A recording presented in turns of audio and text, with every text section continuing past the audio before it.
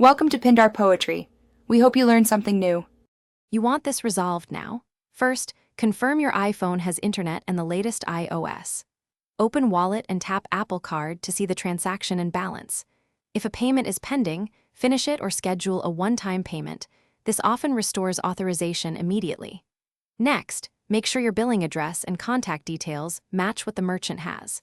If you detect a pending fraud hold, note it and move to the next step to remove any holds or address mismatches.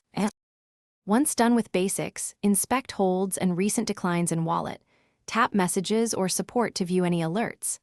If a merchant adjusted amount after authorization, such as tips or split payments, it can trigger a decline. Ask the merchant to reprocess with the correct final amount. Next, if using Apple Pay, turn it off and back on, or remove and re-add the card to wallet to refresh tokens. Also check the merchant terminal is online and supports contactless payments. To finish, contact Apple Card support through wallet chat or call the number listed. Ask about holds, daily limits, or security flags and request immediate review. If urgent, use a backup card or request that the merchant rerun the charge after you confirm account status.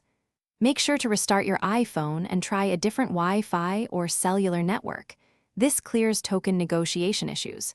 If problems persist, request a temporary lift of limits or a replacement. Thanks for watching. Consider subscribing if we helped you.